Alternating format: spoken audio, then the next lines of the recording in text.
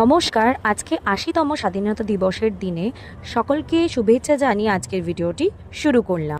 वतन वतन मेरे आबाद रहे तू, मैं जहाँ रहूँ जहाँ मैं याद रहे तू, तुझ पे कोई गम की आन नहीं दो, कुर्बान मेरी जान तुझ पे शान रहे तो, ए वतन मेरे वतन।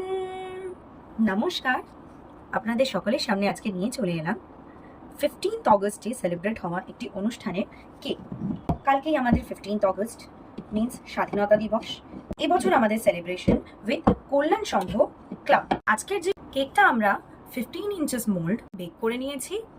এবার কেকটার ফ্লেভারটি ভ্যানিলা স্পঞ্জ কেক অ্যান্ড ক্রিমটা সাথে আমরা হালকা বাটারস্কচ ফ্লেভারিং অ্যাড করে দিয়েছি। কোনো ফ্লেভার রিকোয়ারমেন্ট ছিল না, অ্যাকচুয়ালি বেসিক রিকোয়ারমেন্ট ছিল কেকটা যাতে বড় সাইজের হয়। As per their budget cake hardly 3 to 4 পাউন্ডসের হতে পারতো, বাট সেই ব্যাটারটাকে আমরা আমাদের কাছে 8 পাউন্ডের বেসে মধ্যে দিয়ে মোল্ডের মধ্যে দিয়ে বেক করেছি। সো এটা অনেকটা ফ্ল্যাট অ্যান্ড হোয়াইট সাইজের তৈরি হয়েছে, যাতে যারা পার্টিসিপেন্টস রয়েছেন প্রত্যেকে আমাদের কেক টেস্ট করতে পারে। এটি হচ্ছে কল্যাণ সংঘের রিইনগ্রেশন।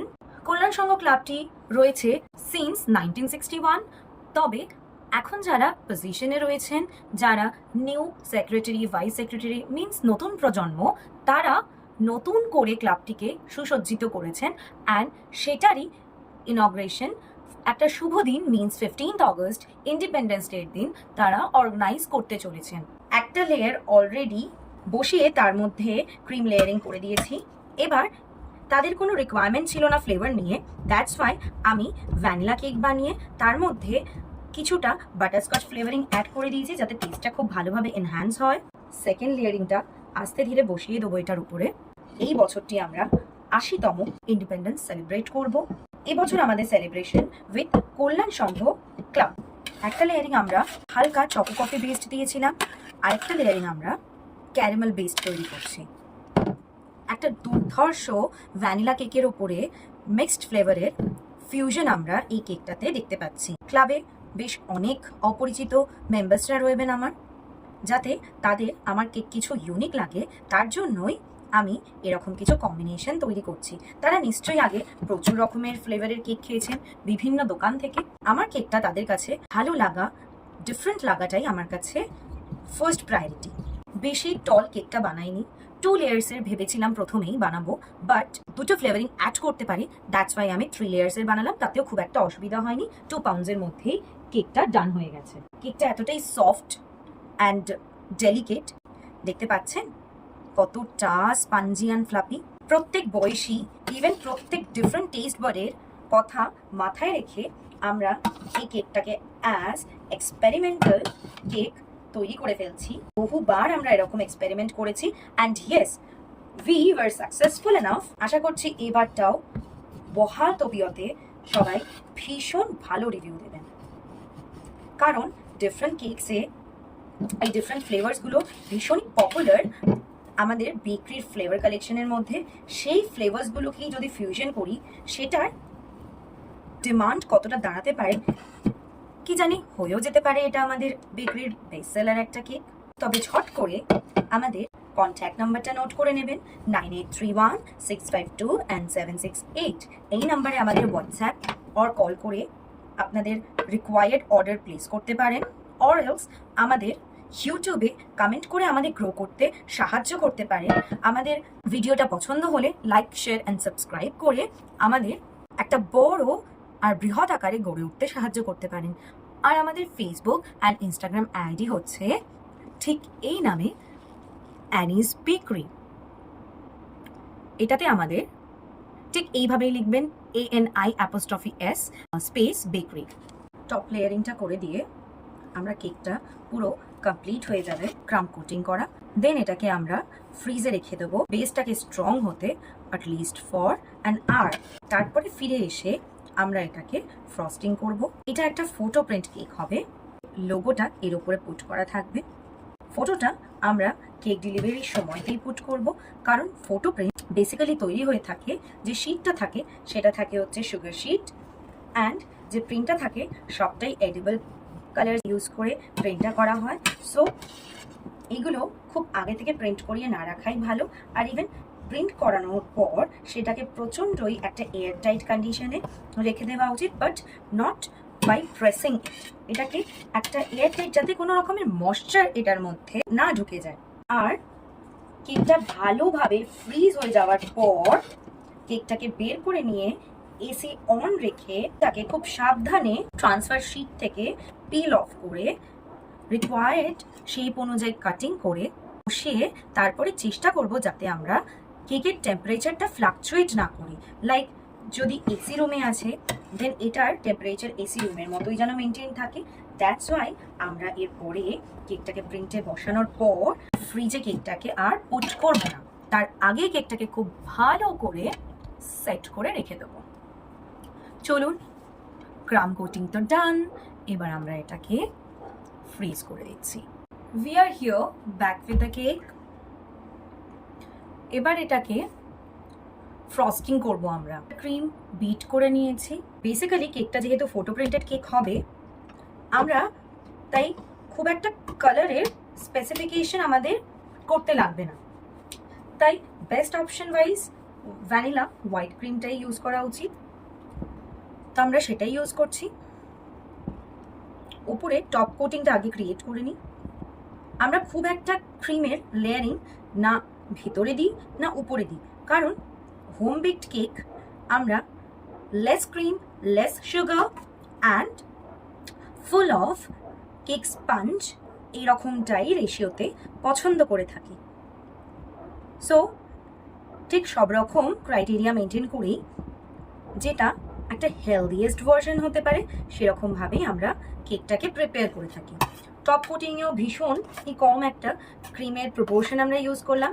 ইভেন সাইডেও চেষ্টা করব যতটা কম ক্রিম ইউজ করে কেকটাকে কমপ্লিট করে ফেলতে পারি। আছে তো এই কেকটা ক্লাবের ইনগ্রেশনের জন্য, বাট আমি চেষ্টা করব এতে যাতে দুরকম থিমই আমি অ্যাড করতে পারি। Just because of 15th August means independence ডেতে এই কেকটা নেওয়া হচ্ছে। একটা কালার কম্বিনেশন অফ কেরুয়া, গ্রিন অ্যান্ড হোয়াইট তো অলরেডি কেকটা রয়েছে, রাখার চেষ্টা করব। টপে যেহেতু লোগো বাদে অন্য কোনো কালার ইউজ করা আমার মনে হয় না খুব একটা দেখতে ভালো লাগবে, সো টপটা পুরোই লোগো ডিজাইনের উপরেই যাবে। বাট ইয়েস, সাইডটা কিছুভাবে এমন একটা ডেকোরেশন করতেই পারি যেটা ভীষণই সুন্দরভাবে ডেটাকে রিপ্রেজেন্ট করবে। এই স্ক্রেপারটা দিয়ে আমরা সাইডটা লেভেলিং করে নেব। এবার এই অ্যাকর্ডিং উপরটাও আমরা ক্লিন একটা এজ ক্রিয়েট করে দেবো। আগেরও ভিডিওতে আপনারা দেখেছেন যে আমি যখনই ফ্রস্টিং করি তখন একটা পাইপিং ব্যাগে ক্রিমটা ভরে সেটা দিয়ে ফ্রস্টিংটা করি একটা নিট অ্যান্ড ক্লিন লুক আনার জন্য। সেটা বিগনারদের জন্য ইভেন খুব অল্প সময় তাড়াতাড়ি কাজটা কমপ্লিট করার জন্য আমরা করে থাকি।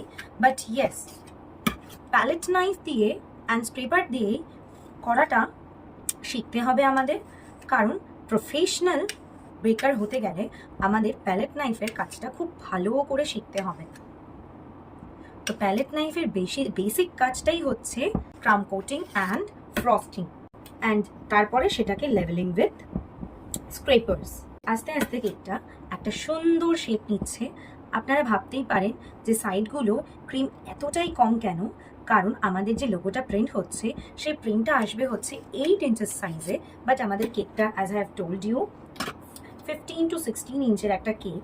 সো আমাদের সাইডে একটা অন্য কালারের ক্রিম যেটা একদমই মানানসই হবে উইথ দ্য লোগো কালার, সেটা দিয়ে আমরা সাইডে একটা মোর লেয়ার ক্রিয়েট করে দেবো।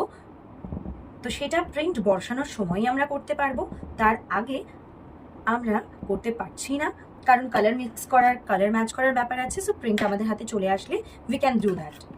সো আমাদের এখন কাজটা হচ্ছে যে মিডলে যেখানে আমরা হচ্ছে সাফিসিয়েন্ট ক্রিম ইউজ করে ফেলেছি সেখানগুলোকে একটু লেভেলিং করে দেওয়া।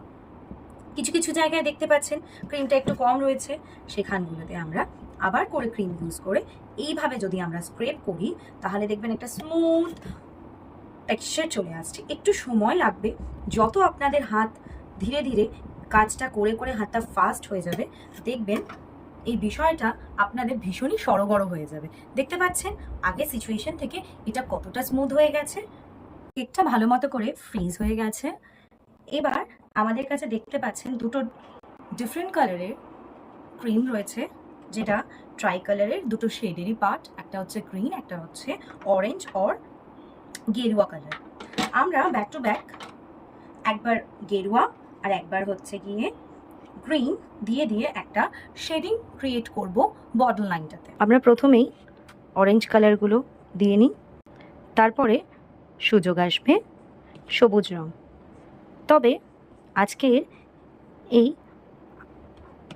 ৮০তম ইন্ডিপেন্ডেন্স ডে উদযাপনে আমরা কিছু বেসিক জিনিস নিয়ে ডিসকাস করি, যেমন এই কালার। বলতে পারবেন কেউ এই যে কালারগুলো রয়েছে ট্রাই কালার, এই ট্রাই কালারের কি গুরুত্ব, কেন এই তিনটেই কালার চুজ করা হলো? চলুন আমিই বলে দিই। অরেঞ্জ কালারটি হচ্ছে বা গেরুয়া রং হচ্ছে ত্যাগের প্রতীক, সবুজ রংটি হচ্ছে সততার প্রতীক, আর যে কালারগুলো মাঝখানে দেখতে পাচ্ছেন মিন্স হোয়াইট ইজ অফ শান্তির প্রতীক। আর তারই মাঝে আরেকটা যে অশোক চক্রের রং থাকে বা অশোক চক্র থাকে, সেটা আমাদের আইডেন্টিটি প্রমাণ করে। আজ এই চক্রের নাম অশোক চক্র কেন দেওয়া হলো? কারণ আমাদের দুটো সাইন যেটা অশোক সাম্রাজ্য থেকে নেওয়া, এক হচ্ছে অশোক স্তম্ভ। তখনকার দিনে মহারাজ অশোকের ডাইনেস্টি থেকে আমরা যা যা জিনিস কালেক্ট করেছিলাম, তার মধ্যে এমব্লেম হিসেবে যেটা ইউজ করি অশোক স্তম্ভ, সেটা হচ্ছে তখনকার যুগে স্তম্ভ হিসেবে ইউজ হতো, যাতে চারদিকে চারটি সিংহের মুখ থাকতো, মিন্স সিংহ দুয়ারের মতো সেটি কাজ করে। আর আরেকটি হচ্ছে এই আমাদের ফ্ল্যাগের ফোর্থ কালার, মিন্স সেন্টারে যেটা রয়েছে সেই রংটা অশোক চক্র। এই অশোক চক্রের মানে অনেক ডিপ, হিস্ট্রিতেই পড়াশোনার সূত্রেই আমরা পড়েছি। তো আমাদের স্বাধীনতার মানে এক একজনের কাছে এক এক রকম। কেউ বলে থাকি আমরা কি আদতেও এখনও স্বাধীন? কিছু কিছু ক্ষেত্রে আমরা বলতে পারি হ্যাঁ, আমরা ব্রিটিশদের হাত থেকে স্বাধীন। তবে আমরা আমাদের মানসিকতা, আমরা আমাদের এনলাইটমেন্ট, আমরা আমাদের মধ্যেকার যত নেগেটিভিটি আছে সেটার থেকে আমরা যত মুক্তির দিকে এগোবো, ততই হবে আমাদের স্বাধীনতার একটির পর একটি স্টেপের দিকে এগিয়ে যাওয়া। স্বাধীনতা মানে হচ্ছে নিজেকে কুচিন্তা, কুভাবনা, কুপ্রস্তাব থেকে দূরে রাখা। স্বাধীনতা মানে হচ্ছে ভালোভাবে বাঁচা, সবাইকে ভালো করে বাঁচার জন্য হাত বাড়িয়ে দেওয়া। সকল একতার প্রতীক হচ্ছে আমাদের এই পতাকা। চলুন তবে ঝটপট করে গ্রিন কালারগুলোও পুট করে দিই। ঠিক এইভাবেই আমরা ব্যাক টু ব্যাক গ্রিন কালারগুলোকে পুট করব। আশা করছি আমার এই ডেকোরেশন কনসেপ্টটা সবার ভালো লেগেছে। আপনারাও দিস ইন্ডিপেন্ডেন্স অর নেক্সট ইন্ডিপেন্ডেন্সের জন্য এরকম কিছু সিম্পল ডিজাইন কেকের মধ্যে ট্রাই করে দেখতে পারেন। আমাদের কেক হচ্ছেই প্রত্যেকটা অনুষ্ঠানের প্রতীক। আমরা কেকের মধ্যে এত রকমের থিম তৈরি করেই থাকি, যাতে হচ্ছে আমরা কেকটাকে সেলিব্রেশনের সেন্টার অফ অ্যাট্রাকশন হিসেবে যাতে ইউজ করতে পারি। হ্যাঁ, অবশ্যই আমরা কেকের ওপরে আমাদের দেশের পতাকা ড্র করে দেব না, আর আমাদের দেশের পতাকা বা দেশের কোনো জাতীয় চিহ্ন কাটিং করব না। আমরা এখানে জাস্ট কালার কম্বিনেশনটুকু ইউজ করেছি একটা থিম ক্রিয়েট করার জন্য। তবে প্রপার জাতীয় পতাকাও অনেকে অজান্তেই কেকের ওপর সাজিয়ে দিয়ে থাকেন। তাদেরকে আমি একটাই অ্যাডভাইস করব, এটা হয়তো আপনারা অজান্তেই করে থাকেন নিজের ক্রিয়েটিভিটি শো করার জন্য, বাট তবে আমরাও সেটা কখনো চেষ্টা করতেই পারতাম। তবে এটা করা মানে আমাদের দেশের পতাকা, দেশের সম্মানকে ক্ষুণ্ণ করা। তার জন্যই আমরা ডিরেক্ট পতাকার কোনো রিপ্রেজেন্টেশন আমরা দিই না। আমরা এরকম কিছু কালার শেডের মাধ্যমে আমাদের ভক্তি, আমাদের ভালোবাসা, আমাদের উদযাপনটাকে শোকেস করি। আমাদের সাইড ডেকোরেশন ডান, আমাদের উপরের ফিনিশিংটা খুব ভালো করে দেখে নেবেন। এরপরে আমাদের সেন্টারে একটা বসবে হচ্ছে ক্লাবের প্রিন্ট, যেটা ইনগ্রেশন হতে চলেছে। আর সেই ক্লাবের যে লোগোটা তার সাথে কম্বাইন করে আমাদের সাইডে যে ডেকোরেশনটা দরকার লাগবে আমরা সেটা করে ফেলবো।